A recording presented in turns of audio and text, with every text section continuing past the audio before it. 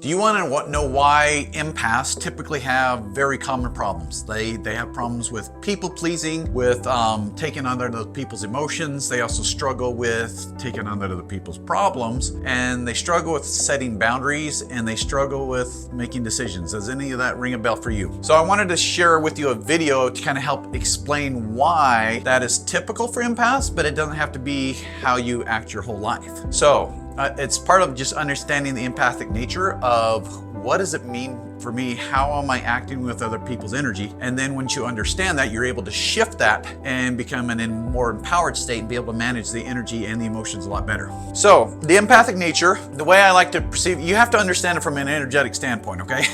It can't just be the way the psychology world does. They don't quite get it.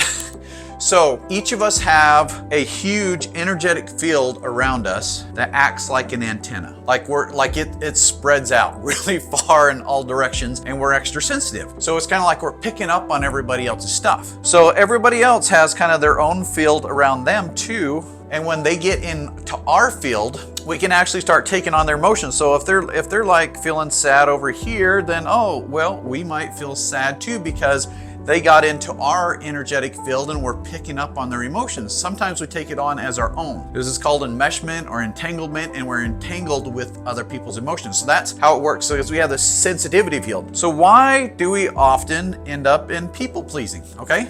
So people pleasing, because if they're happy and they're in our field of our sensitivity, then we pick up on that happiness. And so we're happy. So if they're happy, we're happy.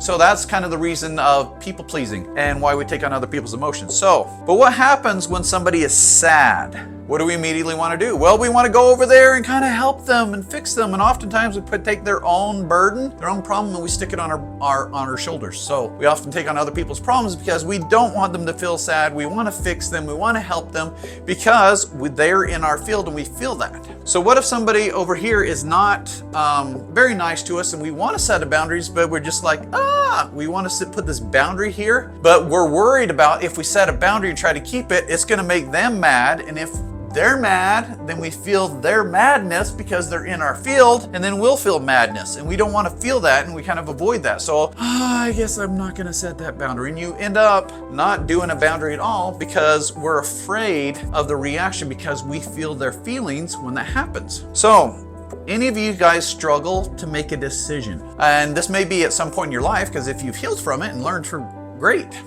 So if anybody struggle with making decisions, why is that so hard for an empath typically? So part of that is because we have everybody else's energy that's connected to us because we're there. Oh, well, what is Sally feeling? What is Johnny thinking? Oh, and we kind of just, because we're so tangled up with everybody else, it's hard to discern our own thoughts, let alone make a decision for ourselves. So I hope this was helpful in understanding the empathic nature, because this awareness of what the interaction is going on energetically will help us lead us to the next step where we can start to choose rather than just react to the energy. We can start to choose and act in an empowered state. So stay tuned for more videos.